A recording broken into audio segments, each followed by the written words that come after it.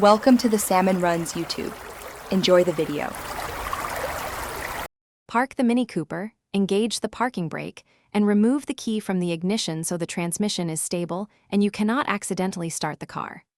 Gather a flathead screwdriver, a 2mm hex key, a soft cloth to protect trim, and gloves before starting. These tools prevent scratches. Work on a level surface and allow the car to cool for 10 minutes if recently driven to avoid hot metal or electronic issues. Keep small parts in a tray so nothing gets lost. Pry up the trim ring gently with the flathead screwdriver, using the soft cloth between tool and plastic to avoid marring the surround. Locate the small set screw hidden beneath the collar or side notch.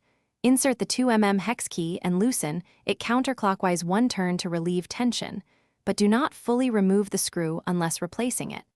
Lift the collar straight up about 3.5 inches to expose the attachment mechanism and check for additional clips. Work slowly and feel for resistance to avoid breaking plastic tabs.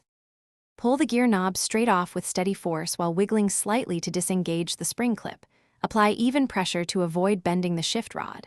If an internal clip is stuck, press the release tab with a small flat tip or depress the retaining clip through the collar opening before pulling off the knob, then inspect for broken tabs.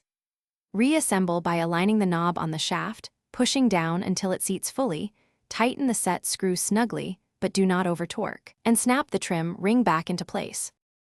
Thanks for watching. Consider subscribing if we helped you.